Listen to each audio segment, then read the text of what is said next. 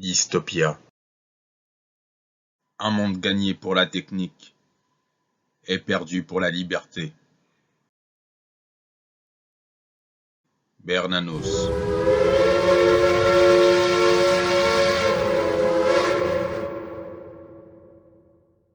Bonjour à tous et bienvenue dans ce nouveau contre-journal.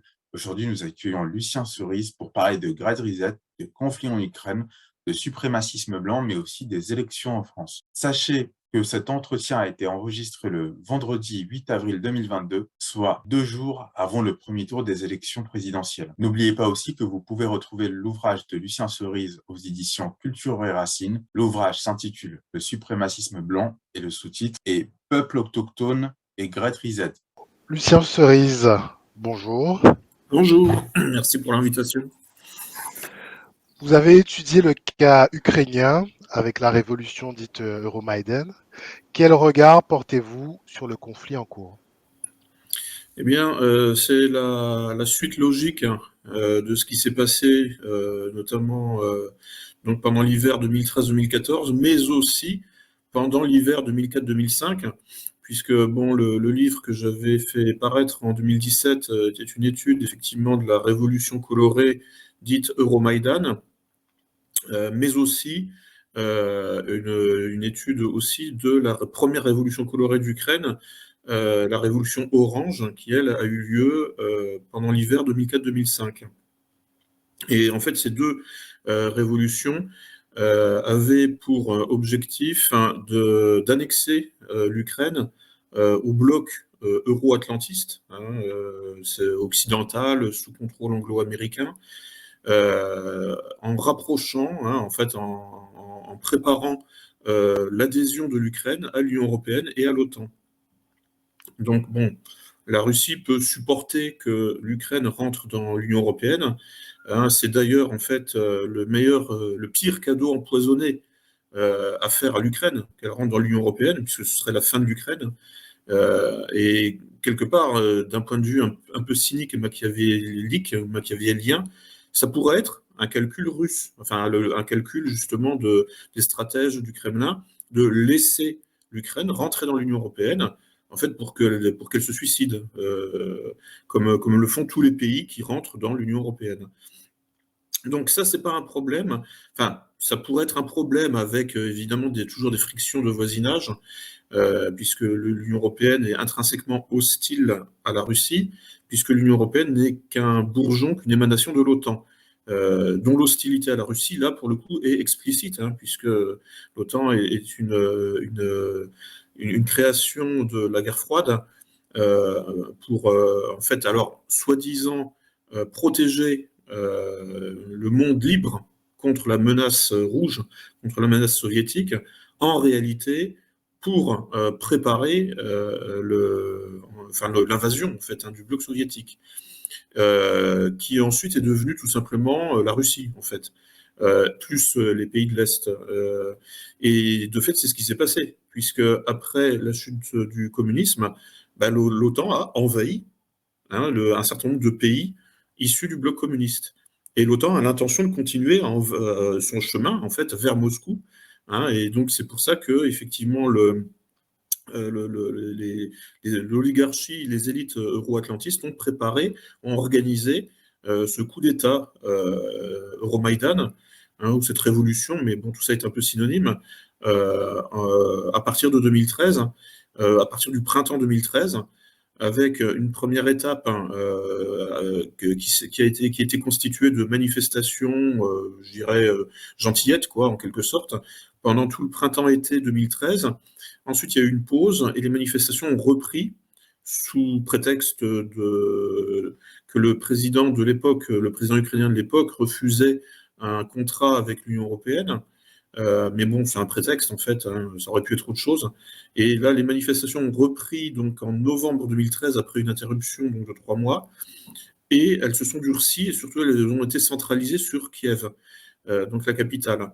Et là, donc, on a vu arriver un certain nombre de gens des provinces pour faire un effet de masse, et donner l'impression que les Ukrainiens étaient vraiment tous derrière les révolutionnaires, c'est-à-dire derrière les putschistes, avec pour mot d'ordre de faire tomber le président Yanukovych, accusé d'être pro-russe, et pour mettre l'Ukraine sur la voie de l'adhésion à l'Union européenne et à l'OTAN.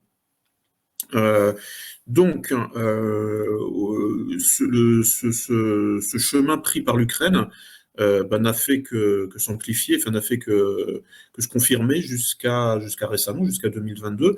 C'est-à-dire que progressivement, effectivement, on a vu un tas de militaires de la zone OTAN faire leur nid, en quelque sorte, en Ukraine. Bon, là, tout est en train de sortir, mais bon, quand on faisait une veille informationnelle depuis quelques années, on savait que sur la base de Yavoriv, il y avait effectivement un contingent militaire international. Ça, bon, j'avais trouvé une source en 2018. C'était une source sur un site de la US Army, l'armée de terre des États-Unis, qui ne se cachait pas, en fait. Voilà, ils organisaient une petite fête pour Thanksgiving avec les soldats des autres pays d'un contingent international. C'est cette base qui a été pulvérisée donc le 13 mars par une frappe russe.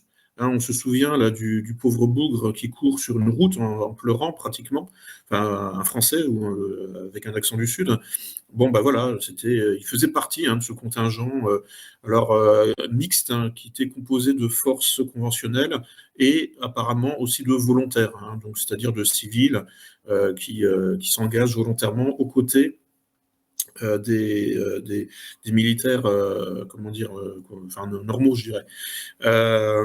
Donc, du fait que les mises en garde de la Russie, de Moscou, n'ont pas été écoutées et prises au sérieux, puisque donc depuis 2014, donc non seulement le nouveau gouvernement à Kiev a lancé une guerre civile contre une partie de sa population, dans l'Est, dans la région du Donbass, mais en plus, le nouveau régime continuait à faire son travail administratif de mise aux normes de l'Ukraine, d'adaptation de l'Ukraine aux normes de l'OTAN, sur le plan de l'arsenal militaire, mais aussi de l'arsenal juridique, puisque depuis 2014, il y a tout un arsenal juridique LGBT qui a été implanté en Ukraine, et le LGBT fait partie des standards de l'OTAN.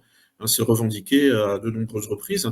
Et donc, mais là encore, en fait, le LGBT vient pourrir de l'intérieur les sociétés qui sont contaminées, et ça, la Russie peut parfaitement laisser l'Ukraine se suicider avec ça. Le problème, c'est que ça s'accompagne évidemment d'une militarisation aux normes atlantistes pour préparer évidemment tout simplement une agression militaire conventionnelle directement sur les frontières de la Russie, qui se préparait en deux temps, c'est-à-dire avec une première opération dans le Donbass pour réaliser une purge des habitants qui ne sont pas considérés comme des Russes par les éléments néo-nazis des forces militaires ukrainiennes, qui sont considérés comme des sous-hommes, puisqu'ils appliquent à la lettre la grille de lecture hitlérienne, et ils s'identifient. Là, je parle du régiment Azov et puis aussi du groupe Centuria qui partagent la même idée néo-nazie, mais dans l'armée conventionnelle. Ils partagent effectivement cette vision hitlérienne qu'il y aurait donc, qui est donc ce qu'on appelle aujourd'hui du suprémacisme blanc, et qui établit une hiérarchie aussi à l'intérieur des blancs. C'est pas uniquement, ça consiste pas à dire uniquement que les blancs sont supérieurs aux noirs, aux asiatiques, aux arabes ou aux pygmées, ou aux aborigènes d'Australie. Non, ça consiste aussi à établir une hiérarchie à l'intérieur de la race blanche. En tout cas, c'est ce que Hitler soutenait, puisque à l'intérieur des blancs, donc il y a les Germains ou les Scandinaves tout en haut, et puis en dessous, il y a les Latins, encore en dessous, il y a les Slaves, etc., etc. Et les Slaves sont quasiment au même niveau que les Juifs, enfin, c'est-à-dire en fait c'est un peu comme des animaux, quoi, ou des êtres nuisibles dont on peut supprimer que l'on peut supprimer physiquement. Comme on écrase un cafard avec une vieille tatane. Donc ça, c'est le sort que le Troisième Reich réservait aux Russes en 1941, là, au moment de l'invasion par les armées hitlériennes de l'URSS.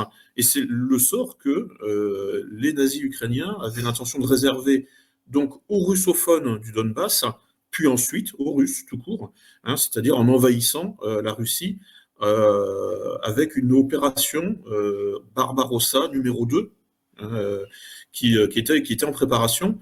Ça, bon, on a les sources, hein, donc André Biletsky, le chef du régiment Azov, parlait en 2019 d'un scénario croate. Bon, ça, maintenant, c'est notoire. Ça, c'était pour le Donbass.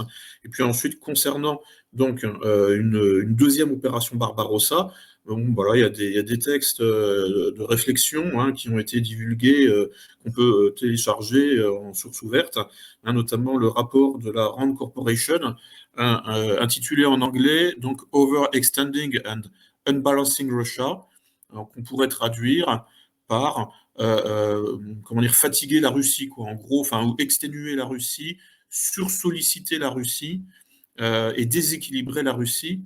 Voilà, bon, il y a un certain nombre de stratagèmes, enfin de tactiques qui sont évoquées, notamment harceler la Russie militairement, mais aussi avec des sanctions économiques et blablabla, etc.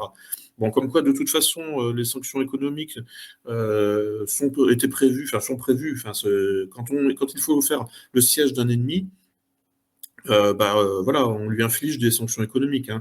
Donc ensuite, bon, à la limite, la Russie peut faire ce qu'elle veut. Bon, en fait, il n'y a que la reddition, enfin, c'est-à-dire la mort, hein, qui pourrait satisfaire les atlantistes, enfin, les mondialistes de l'axe euro-atlantiste. C'est-à-dire, en fait, si la Russie se remettait dans l'état où elle était dans les années 90 sous Boris Yeltsin. Lucien Cerise, vous avez évoqué évidemment les protagonistes, vous avez planté le décor et donc vous avez parlé de l'arsenal juridique LGBT déployé par l'OTAN. Et de l'autre côté, vous avez aussi brossé le tableau finalement de l'idéologie du bataillon Azov, de suprémacisme blanc. Et je renvoie nos auditeurs à votre livre sur le suprémacisme blanc. Question, comment expliquer cette alliance assez improbable, je dirais même contre nature, entre ce suprémacisme blanc du bataillon Azov et le progressisme échevelé de l'OTAN? Alors, il y a deux façons de voir les choses, en fait, hein. Par exemple, bon, Xavier Moreau estime que les nazis sont simplement des outils, hein, des instruments. Donc, il parle d'un nazisme de transition. C'est-à-dire que, en fait, le milieu néo-nazi ukrainien, qu'on peut évaluer à environ 500 000 personnes, hein, dans ce pays, tout compris, hein, c'est-à-dire les unités militaires, paramilitaires, plus les partis politiques, plus les militants et les sympathisants, et les gens qui ont une sensibilité comme ça, bon, on peut dire que ça tourne autour de 500 000 personnes. Donc ce milieu sociologique, hein, selon les principes de la guerre hybride, est militarisé pour peser, hein, sur le cours de la politique ukrainienne dans le sens d'une agression permanente de la Russie. Alors, en fait, il est militarisé, mais avec son consentement. Hein, c'est que effectivement l'expression de nazisme de transition est tout à fait pertinente au sens où c'est effectivement un milieu sociologique, sociopolitique qui est exploité, utilisé comme un outil, hein, pour réaliser en quelque sorte une transition géopolitique, hein, un changement de régime en Ukraine et en Russie. Mais il y a aussi des vraies convergences, hein, sur le plan idéologique. en fouillant un peu, et c'est ce qui m'a poussé à écrire un livre entier sur le sujet, c'est-à-dire que je me suis mis à étudier le suprémacisme blanc, enfin plus exactement le nazisme ukrainien, donc en 2014, et de fil en aiguille, je suis allé sur les autres suprémacismes blancs, donc celui de la Confédération sudiste et du Ku Klux Klan, celui de l'apartheid sud-africain, et donc le plus connu, celui du Troisième Reich. Et on se rend compte, en étudiant ces régimes politiques, qu'il y a à chaque fois un profil psychologique commun qui s'en dégage. Un profil psychologique que je qualifierais de transgressif. Voilà. Et qui, bizarrement, cultive un certain goût pour l'occultisme. Parce qu'on trouve dans chacun de ces 4 régimes suprémacistes blancs une présence, un goût, une propension pour l'occultisme, et qui est, dans un premier temps, est assez surprenant parce que, a priori, on pense que ces régimes sont plutôt conservateurs et donc enracinés dans une terre, une race, enfin du moins c'est ce qu'ils veulent, et donc plutôt réactionnaires, plutôt donc finalement comment dire, assez peu porté sur l'occultisme et sur toutes ces bizarreries un petit peu, comment dire, ésotériques, la voix de la main gauche et toutes ces choses-là qui peuvent être stimulantes sur le plan intellectuel. Il y a des leçons psychologiques à en tirer, mais bon, on ne s'attend pas à trouver ça. À trouver la présence de cet occultisme chez ces gens-là, chez ces milieux sociopolitiques. Eh bien si. Donc ce profil psychologique transgressif est le point commun, le trait d'union entre donc les suprémacistes blancs, en l'occurrence en Ukraine, et l'oligarchie mondialiste, qui est elle aussi dans la transgression, notamment de la nature humaine. Et ça, encore une fois, on trouve des sortes de jonctions, enfin de passerelles entre donc l'OTAN, enfin l'idéologie euro-atlantiste qui est fondée sur l'immigration sans frontières, et aussi la conquête permanente, c'est-à-dire le dépassement perpétuel de ses propres frontières, puisque l'OTAN va jusqu'en Turquie. C'est censé être une alliance militaire donc de l'Atlantique Nord. On se demande ce que la Turquie vient foutre là-dedans, qu'elle n'a aucun point de contact ni avec l'Atlantique ni avec le Nord. C'est un pays méditerranéen, un pays du Sud. Et donc, voilà, là aussi, on retrouve en fait cet élément transgressif et cet élément de jeu avec le langage, de jeu avec les mots qu'on retrouve dans l'occultisme, dans toutes les pratiques d'hypnose, c'est-à-dire ce jeu nominaliste avec le langage, où l'on va créer la réalité avec des mots, et peu importe que finalement la construction sémantique corresponde à une réalité objective en dehors de la parole. Donc ça, c'est quelque chose qui est omniprésent, ce rapport au langage, ce rapport nominaliste au langage. Ce rapport, effectivement, qu'on pourrait qualifier d'occultiste au sens où il crée une réalité avec des mots, et ce rapport prométhéen, progressiste à la nature humaine, qui consiste à transgresser la nature humaine. Et alors, je termine là-dessus, sur la transgression de la nature humaine, qui est aussi un trait d'union, un point commun entre les suprémacismes blancs qui ont une tendance donc aussi assez technophile.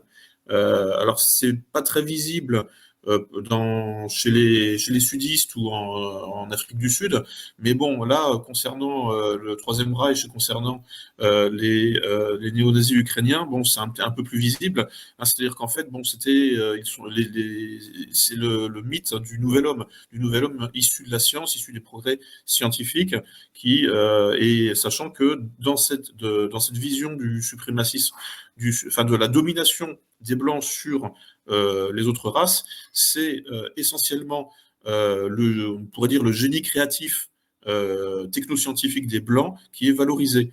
hein. C'est-à-dire que les Blancs seraient les porteurs, hein, de la révolution technoscientifique permanente, pour le monde entier. Hein. Ce que dit Hitler dans Mein Kampf, hein, il dit « l'arien est le Prométhée de l'humanité ».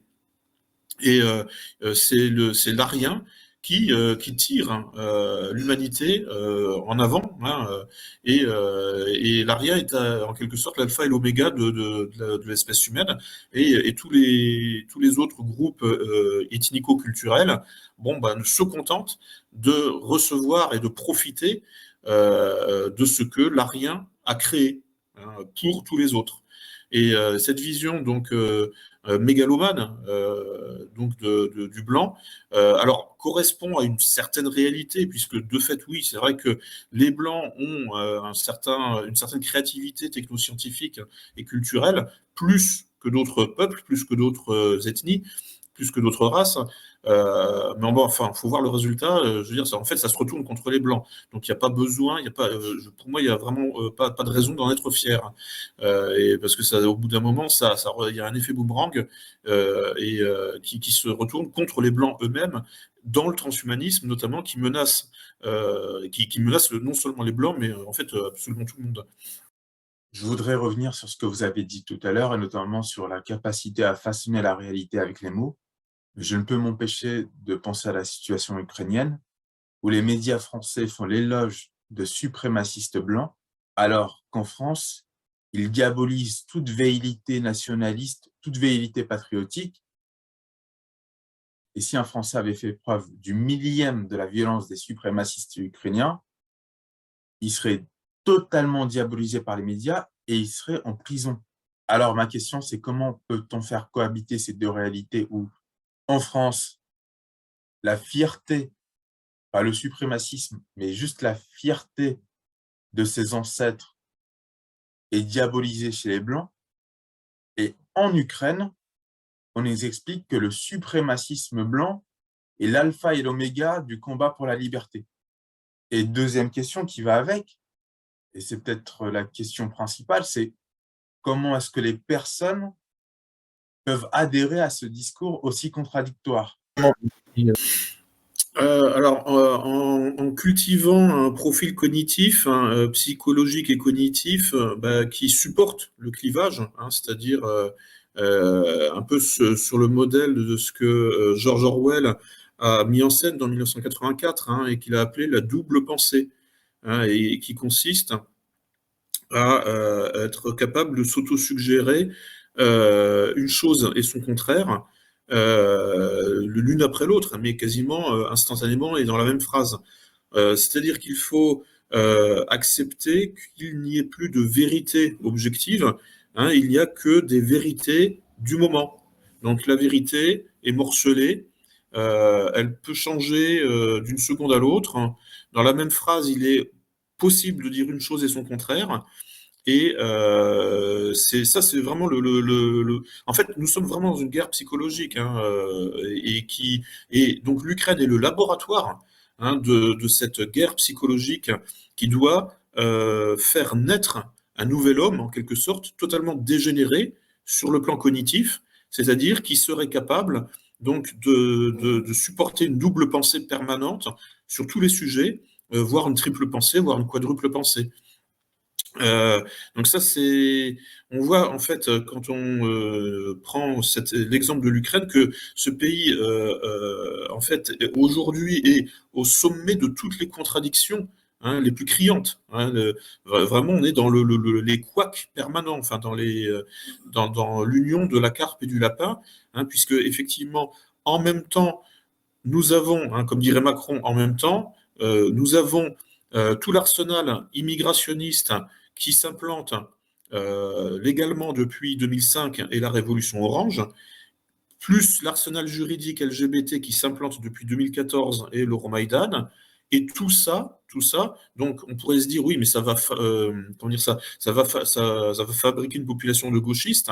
Et bien, en fait, oui et non, c'est-à-dire qu'en réalité, c'est compatible avec un milieu sociopolitique de type néo-nazi, c'est-à-dire en théorie, avec une conception plutôt fermée de la société, hein, qui s'oppose à justement la société ouverte, de la diversité inclusive, c'est-à-dire le modèle soutenu par George Soros et soutenu par l'OTAN.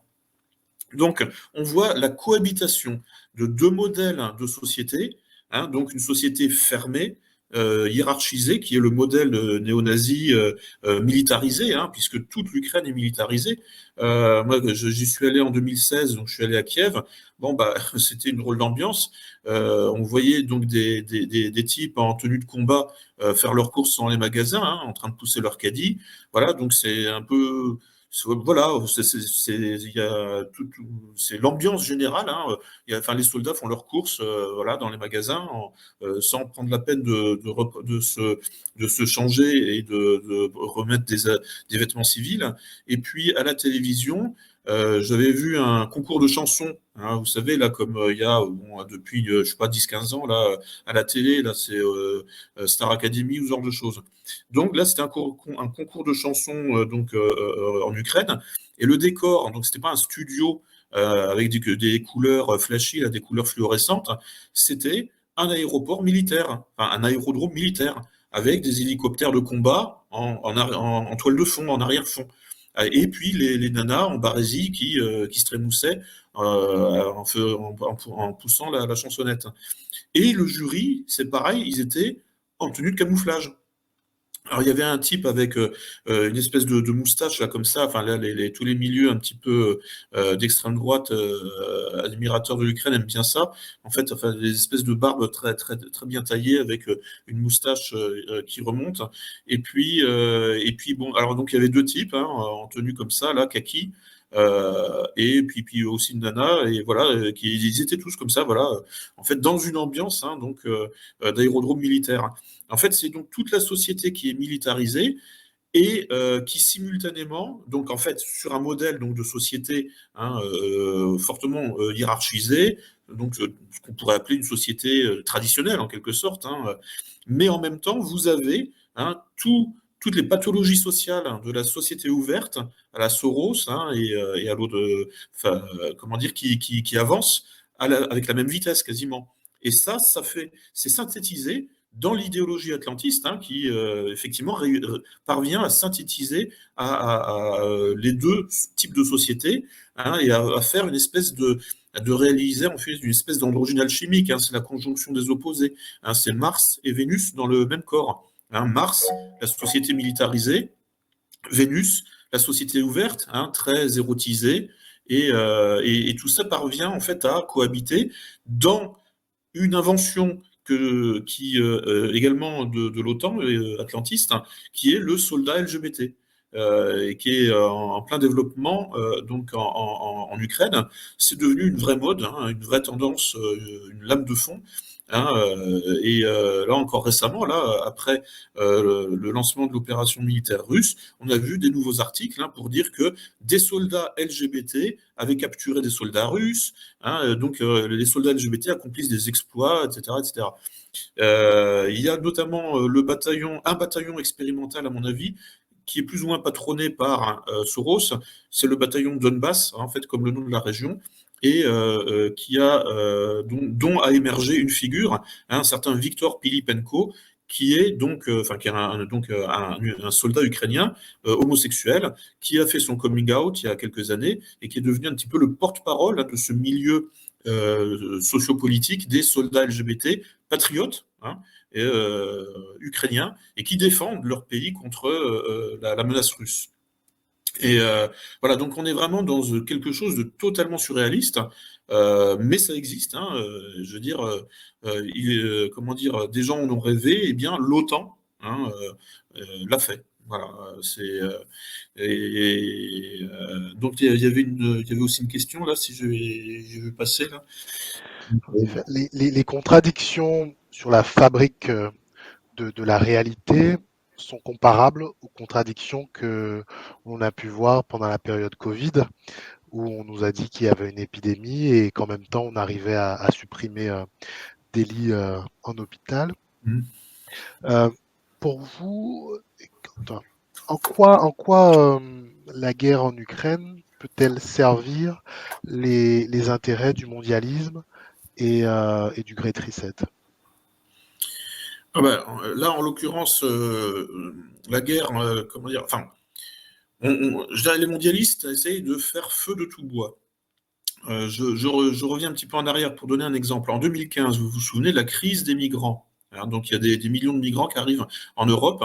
D'un seul coup, on se demande d'où ils sortent, etc. Bon, tout ça a été évidemment organisé, notamment par le gouvernement allemand, hein, Angela Merkel, et George Soros. Et il se trouve que les Européens ne réagissent pas comme prévu. C'est-à-dire qu'en fait, ils se sentent agressés, ce qui est normal, par cette arrivée soudaine de migrants. Là, on se souvient des images, on voyait des colonnes, hein, qui sillonnaient les campagnes. Et bon, c'était un peu assez flippant. Et donc, il y a un phénomène massif de rejet, hein, de cette arrivée soudaine de migrants du Proche-Orient, hein, dans l'opinion publique européenne, qui en fait n'est pas du tout convaincue, hein. La fabrique du consentement a échoué, là, pour le coup.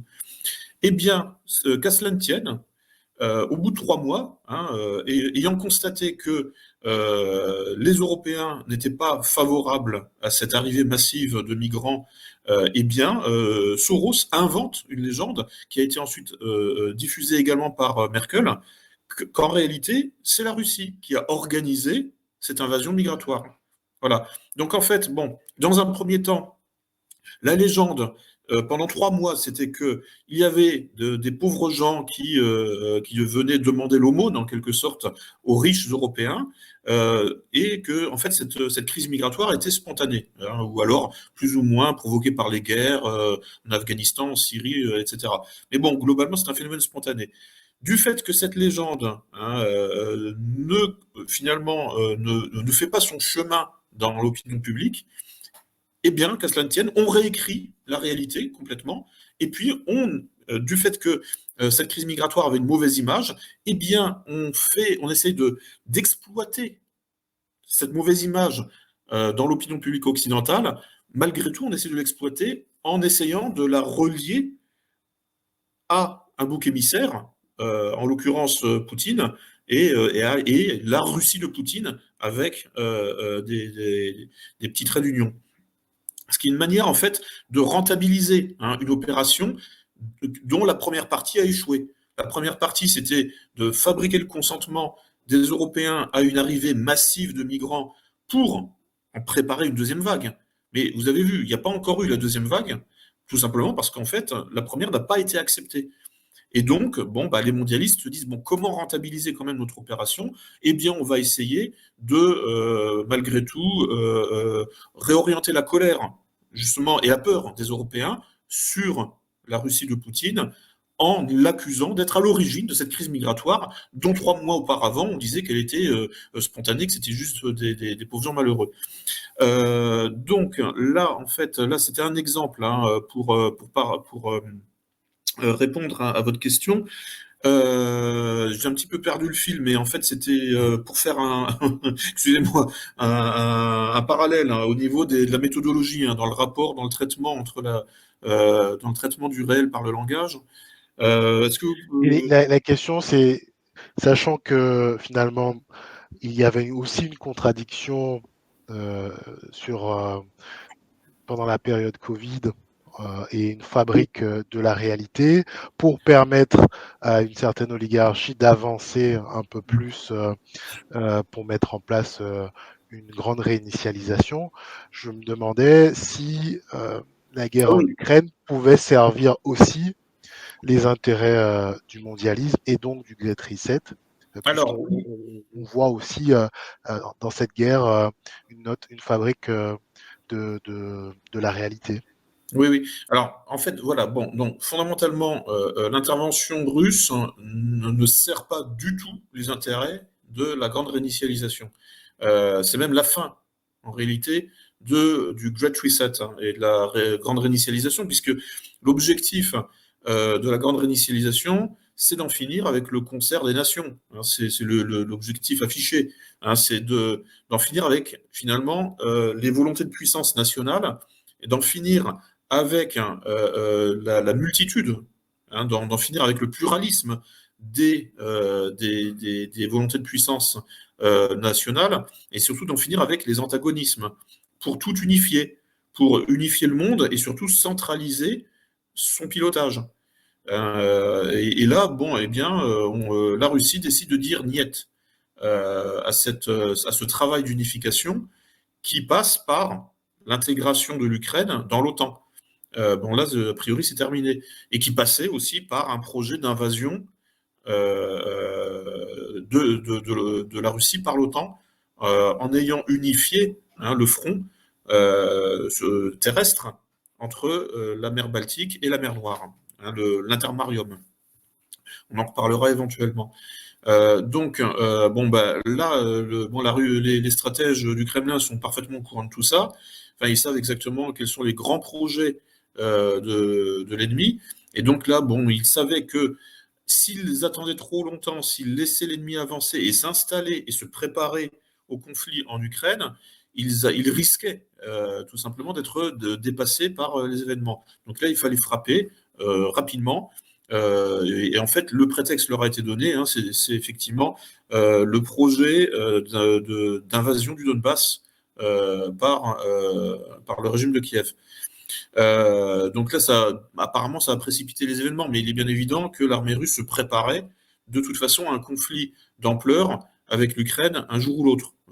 C'est évident.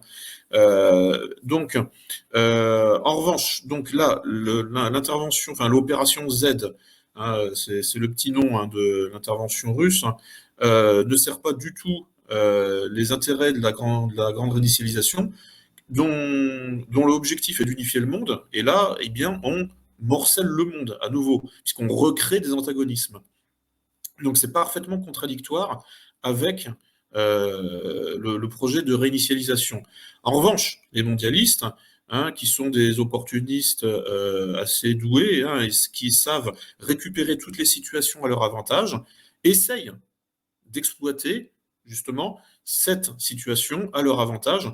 Et c'est pour ça que je faisais le parallèle là avec 2015, quand effectivement la crise migratoire s'est révélée un échec dans le champ de l'opinion publique européenne, puisque ça n'a pas été accepté avec toute la on pourrait dire la commisération, avec toute l'empathie que Soros et Merkel attendaient de leur population.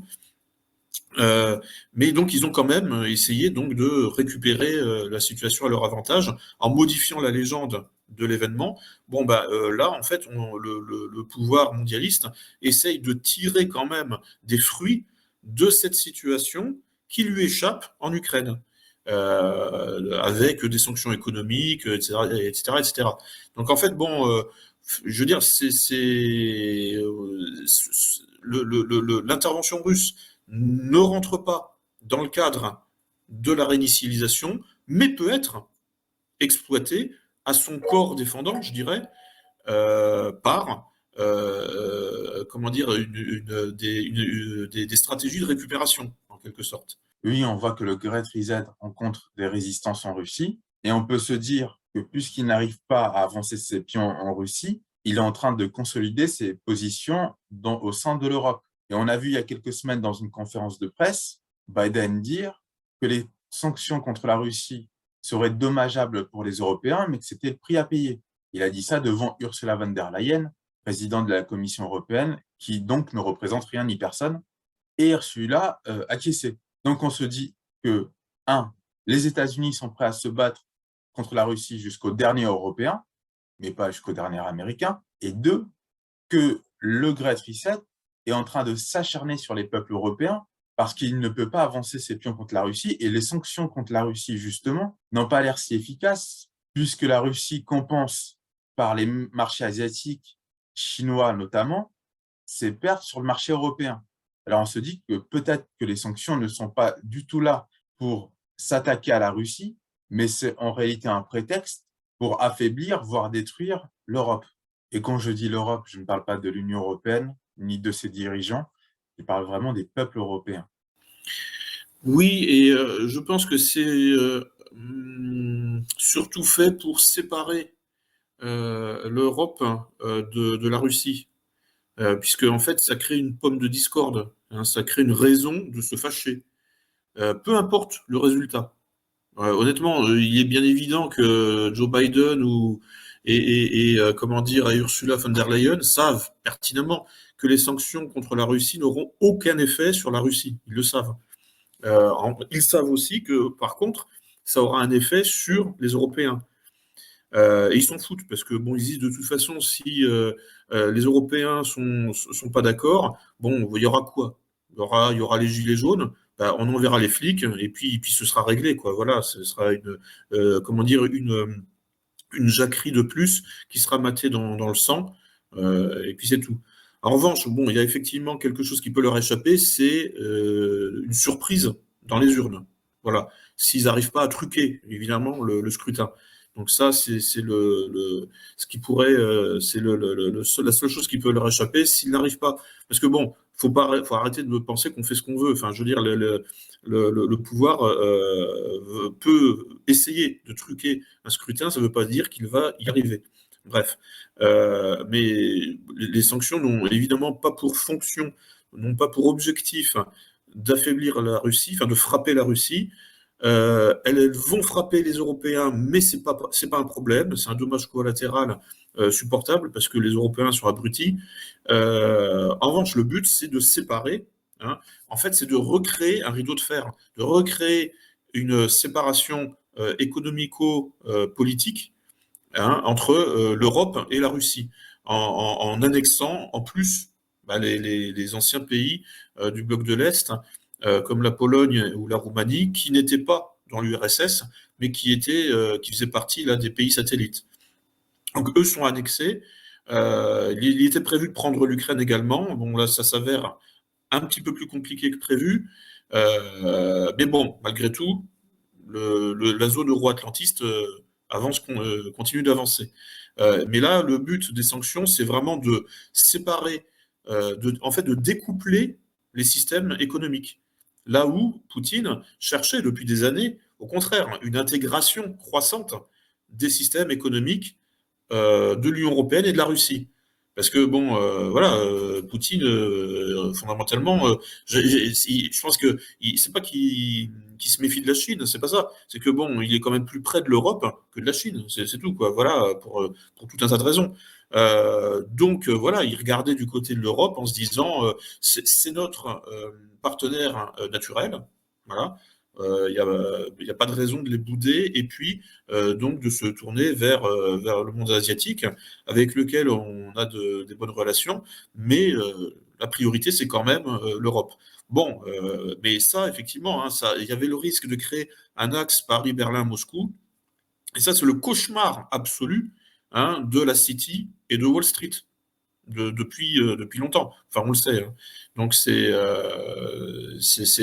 tout le travail, effectivement, de la finance internationale, enfin, anglo-américaine, comment dire, ou judéo-anglo-américaine, c'est d'empêcher une intégration eurasiatique hein, entre les grandes puissances d'Europe occidentale et la Russie. Et c'est le but là. Ensuite, bon, personne ne se fait d'illusions hein, sur les conséquences réelles au niveau économique des sanctions sur le marché russe, enfin sur la Russie, qui s'en sortira très bien, enfin en se tournant justement vers la Chine, ce qui n'est pas forcément le premier choix de Poutine. Ça paraît évident.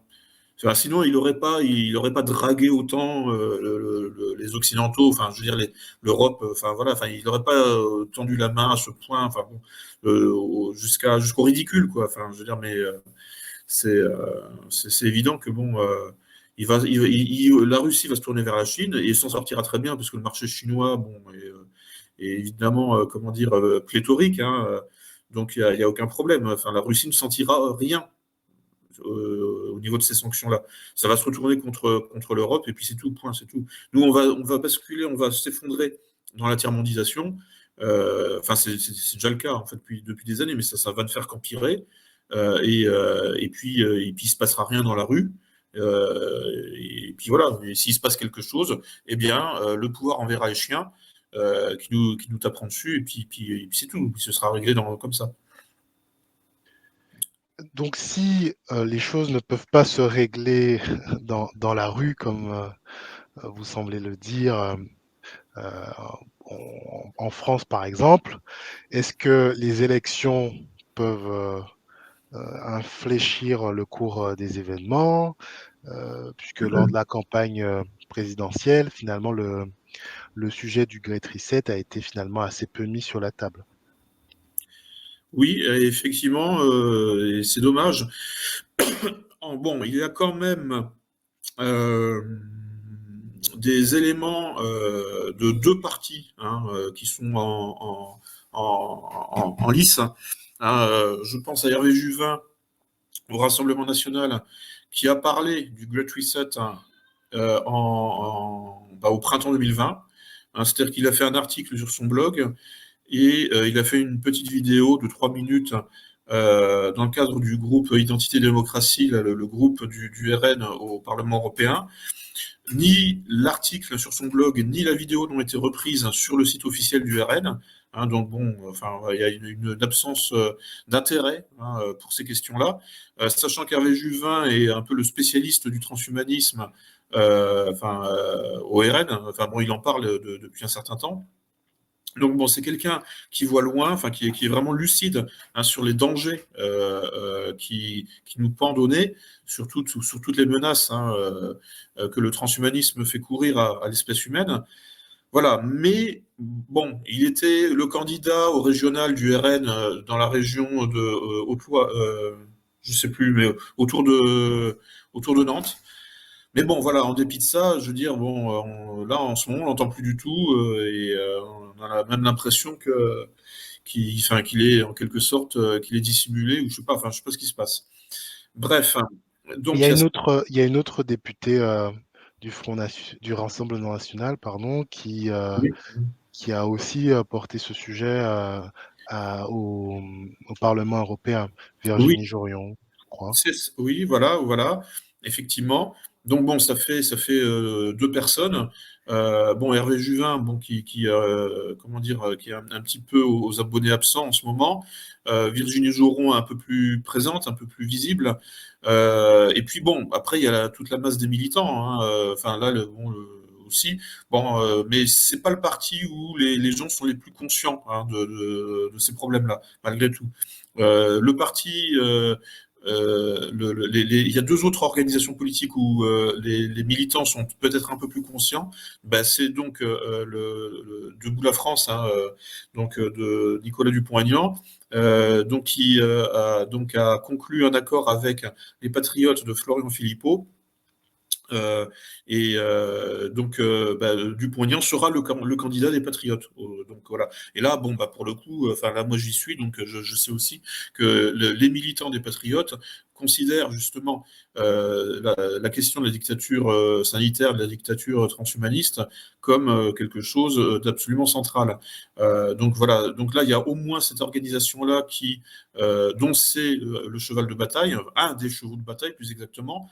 En revanche, bon, le terme, les mots de Great Reset ou de transhumanisme n'apparaissent pas dans le programme de Dupont-Aignan. Mais bon, c'est pas grave, il ne faut pas tomber dans le fétichisme. D'ailleurs, j'ai regardé un petit peu, enfin plusieurs programmes en tout cas, sur la question de la technoscience et des dangers du numérique, mais aussi bon des avantages, des avantages et des inconvénients des progrès scientifiques. Le programme de Dupont-Aignan est vraiment le plus travaillé, c'est vraiment le plus fourni. Voilà. Donc, et puis il y a donc le parti Reconquête de Zemmour, Éric Zemmour, qui en parle là dans le programme, page 53, qui parle des dangers du transhumanisme. Et puis de tout ce qui tourne autour de la GPA donc il est écrit littéralement que comment dire dans le programme l'interdiction de tout ce qui est transition de sexe pour les mineurs et ce genre de choses. Donc en fait bon, et puis donc Philippe de Villiers qui a rejoint Éric Zemmour et lui-même a fait un livre entier sur le Great Reset l'an dernier. Donc bon, là, on sait que effectivement, parmi les cadres du parti de Zemmour, il y a des gens conscients de ce qui se passe, hein, des dangers du transhumanisme. Jean-Frédéric Poisson également, et puis bon, bah, de toute façon, ça apparaît littéralement dans le programme. Donc en fait, il y a là où c'est le plus clair. Donc c'est au niveau des programmes, au niveau de l'exposition, l'exposé le plus clair, les plus clairs sur ces questions-là, c'est chez Zemmour et Dupont-Aignan. Et puis ensuite, bon, bah, enfin, voilà, donc chez Marine Le Pen, c'est un petit peu implicite, c'est pas très très clair, mais bon, on sait qu'elle s'est exprimée aussi pour l'abolition du pass vaccinal et pour la liberté de vaccination. Hein, donc, on ne peut pas non plus lui faire des mauvais procès, quoi. Voilà. Et puis, ah oui, j'oubliais donc Mélenchon, qui aussi donc parle de l'abolition définitive du pass vaccinal et aussi de tout ce qui est danger du numérique. Hein. Et donc, il y a tout un développement sur la protection des données numériques, hein, pour protéger, enfin pour garantir les libertés, hein, individuelles contre la traçabilité numérique. Voilà. Donc, il y a 4 parties qui ont travaillé la question justement là en fait de la dictature électronique, hein, qui se met en place, qui l'ont travaillé donc de manière plus ou moins approfondie, hein, avec comment dire, une apparition plus ou moins explicite d'un certain nombre de mots-clés. Hein. Donc chez Zemmour, bon, le mot-clé transhumanisme apparaît littéralement, mais bon, ça fait au moins 4 partis qui ont mis à leur programme l'abolition du pass vaccinal. Bon, c'est déjà ça, c'est le minimum, et qui sont pour la liberté de vaccination. Donc voilà, on sait que, bon, a priori, il n'y a pas de raison non plus de tomber dans la paranoïa et d'imaginer qu'ils feront le contraire de ce qu'ils disent. Ce sont des organisations et des leaders politiques qui disent à peu près, enfin qui disent la même chose depuis des années, à peu de choses près, quoi. Mais c'est vrai que bon, finalement, on voit bien que ces gens-là, enfin ces 4 leaders politiques ne veulent pas se laisser déstabiliser par des nouveaux thèmes, hein, qu'ils ne maîtrisent pas. Parce qu'on sent bien que malgré tout, hein, le transhumanisme et les dangers du numérique, bon, alors les dangers du numérique ou de la génétique, hein, en fait, hein, bon, ça apparaît aussi. Donc là, dans le programme de Zemmour, hein, interdire les expérimentations transhumanistes de type chimère génétique, hein, c'est-à-dire comment dire ça, le métissage en humain-animal. Donc là, on passe au-delà du grand remplacement ou du métissage entre les noirs et les blancs. Là, on passe au métissage humain-animal. Et ça, bon, ce sont des travaux, hein, qui sont réalisés, qui sont de manière expérimentale et qui aimeraient bien être normalisés et être légalisés. Hein, bon, il y a eu des textes de loi là qui ont été votés dans ce sens-là. Il y a avant justement le coronavirus et qui ont été traités notamment, enfin qui ont été examinés par la Manif pour tous. Bon, et on sait que la Manif pour tous s'est considérablement rapprochée de Zemmour dans la mesure où elle a été déçue par Pécresse. Donc là, il y a tout un tas de sujets de société qui tournent autour on pourrait dire, du concept de bioconservatisme qui sont donc traités par la Manif pour tous et qui sont donc pris au sérieux par l'équipe de Zemmour. Qui sont pris beaucoup moins au sérieux par Marine Le Pen, qui ne veut pas aller sur ces sujets-là, parce que ça la met mal à l'aise. Je ne sais pas pourquoi. Enfin bon, elle a peur comment dire ça, d'être accusée, je ne sais pas quoi. Enfin bon, elle veut respecter une sorte de politiquement correct peut-être. Mais bon voilà. En tout cas, et puis bon, Dupont-Aignan parle un petit peu aussi. Voilà. Donc ça, c'est pour, je dirais, les 4 organisations qui ont parlé de ces sujets-là. Donc j'ai le chat là sur les genoux là qui me déconcentre un petit peu. Pas de souci. Donc, vous parliez des organisations politiques qui parlent de ces sujets-là, mais une élection, c'est pas seulement les organisations politiques, c'est aussi les gens qui votent. Ouais. Et peut-être que je me trompe, mais je n'ai pas constaté un intérêt très vif pour ces sujets-là dans la population. Alors, comment l'expliquez-vous? Et j'ai une seconde et dernière question qui vient juste après, elle est un peu liée à cette question, c'est quelles sont les perspectives, selon vous, pour la France juste après les élections? Oui, effectivement, il n'y a pas un intérêt très vif de la population pour ces sujets-là. Donc, bon, hormis dans 2 ou 3 organisations politiques où les militants sont très bien informés sur ces sujets-là. Et bon, donc c'est donc les Patriotes qui a rejoint Dupont-Aignan. On voit que effectivement, si c'est au programme de Zemmour, ça veut dire qu'il y a une base militante qui en parle. C'est pas trop au programme effectivement du Rassemblement national. De fait, globalement, les militants du Rassemblement national ont accepté la version officielle sur le coronavirus pour la critiquer. Ça, c'était un peu la stratégie de communication de Marine Le Pen en 2020-2021 jusqu'à aujourd'hui, c'est de dire oui, oui, oui, tout ce que dit la télé en gros est vrai.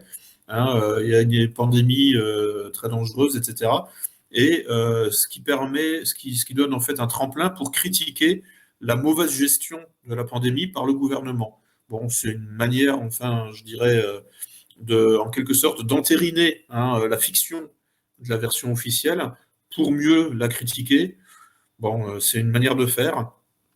Mélenchon, c'est pareil, en gros, l'électorat, enfin le militant moyen de Mélenchon gobe tout, la terrible pandémie meurtrière et blablabla, etc. Euh, mais pour critiquer la mauvaise gestion par le gouvernement. Et puis, bon, dans un cas comme dans l'autre, que ce soit au RN ou chez Mélenchon, malgré tout, bon, voilà, au moins, on arrête le pass vaccinal. Ça, c'est vraiment le minimum, quoi. Et puis et puis réintégration aussi donc du personnel soignant limogé sans raison parce qu'il ne voulait pas se faire injecter. Et donc ça c'est en toutes lettres aussi chez Dupont-Aignan, enfin quasiment chez, je crois, enfin là par contre j'ai plus en tête les citations exactes, mais bon je crois que c'est présent dans les 4 programmes que je viens de citer. Donc voilà, et effectivement, alors faut jamais oublier qu'un parti politique pratique l'électoralisme, c'est-à-dire l'adaptation au désir de la population et l'adaptation à l'opinion publique. L'opinion publique n'étant pas très éveillée sur les questions de dictature électronique et de transhumanisme, à quoi ça sert de lui en parler, Bon. Alors, on peut lui en parler, mais il faut que ça reste du signal faible, vous voyez. Donc, Philippe de Villiers en parle, voilà, et puis donc il y a quelques lignes sur ces sujets-là dans le programme de Zemmour. Mais malgré tout, du fait que c'est pas quelque chose, ce ne sont pas des thèmes qui éveillent un vif intérêt, effectivement, puisque la plupart des gens, en fait, ont gobé tout ce que disait la télé, tout ce que disaient les médias, eh bien, ça sert à rien de les brusquer, vous voyez, en prenant le risque, en plus, d'être accusé de conspirationnisme. Donc c'est pour ça, je pense qu'en fait, ni Zemmour, ni Le Pen, ni Mélenchon, ni Dupont-Aignan ne sont allés sur ces sujets-là. Bon, Dupont-Aignan un petit peu plus, mais c'est aussi parce que bon, il n'a pas la même masse électorale derrière lui. En fait, moins on a de gens qui nous suivent sur le plan électoral, plus on est libre. La politique dans le champ électoraliste ne doit pas s'aliéner l'opinion publique, sinon, en fait, tout est perdu. Le but de la politique, c'est la démagogie, au sens étymologique du terme, c'est-à-dire que, voilà, quoi, en fait, il va falloir tenir un discours audible par le grand public, par la moyenne. Si vous n'êtes pas audible par la moyenne, vous pouvez faire œuvre, on pourrait dire, d'avant-garde, mais ne vous plaignez pas si vous n'êtes pas suivi par des foules. C'est quelque chose, il faut choisir entre, on pourrait dire, débourser le terrain, c'est ce que Philippot fait très bien, mais bon, voilà, je veux dire, il n'a pas eu les parrainages et il ne peut pas se présenter, et donc, bon, il a négocié un accord avec Dupont-Aignan pour Voilà. Attends, excusez-moi, il y a le chat qui s'en va. Ok, voilà. Et donc voilà, en fait, il faut choisir entre la masse euh, et, euh, et, euh, et l'avant-garde. Et si vous voulez, et en fait, c'est un choix cornélien, hein, et ça, c'est un choix, enfin, comment dire, c'est une situation, c'est une dialectique qui est vieille comme le monde. C'est pas neuf, c'est pas un phénomène de décadence. Hein, ce que je veux dire, c'est que dans n'importe quel groupe humain, se pose la question de l'avant-garde et de la moyenne, c'est-à-dire de la minorité active éventuellement, et puis de la majorité silencieuse et passive. Et c'est vieux comme le monde. Hein. C'est pas une question, c'est pas une question récente. Voilà. Donc, je dirais, faut pas s'étonner que ces thèmes-là n'aient pas été abordés de manière extensive pendant la campagne.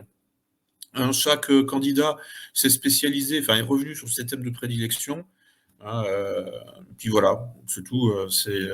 Parce que bon, ils savent qu'en fait, c'est comme ça que ça marche, que c'est comme ça qu'ils peuvent engranger le plus de bulletins dans les urnes. Hein, voilà, c'est tout. Bah, merci beaucoup, Lucien Cerise, pour ces réponses. Merci à vous pour les questions. C'est toujours un plaisir d'échanger avec vous, hein, puisqu'on se voit assez régulièrement.